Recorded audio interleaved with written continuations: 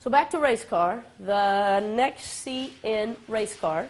Remember, we're talking about 7 crucial concepts that every good point guard understands. The second C in race car stands for the word cleverness. Cleverness.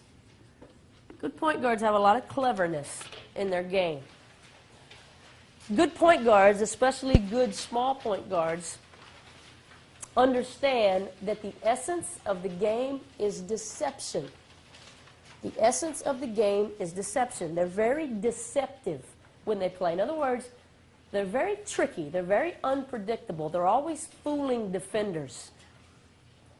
And they take great pleasure in their ability to do so.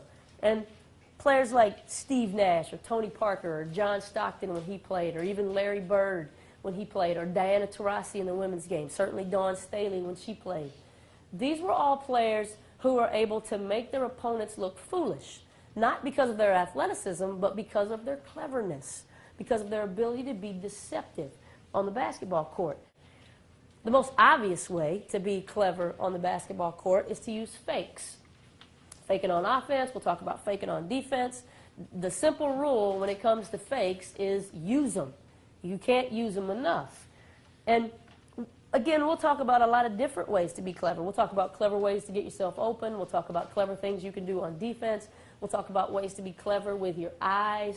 We'll talk about ways to be clever and create the illusion of quickness by changing your speed and playing in certain sharp angles and certain directions. We'll talk a lot about that as the week goes on, but the most obvious way to be clever is to use fakes.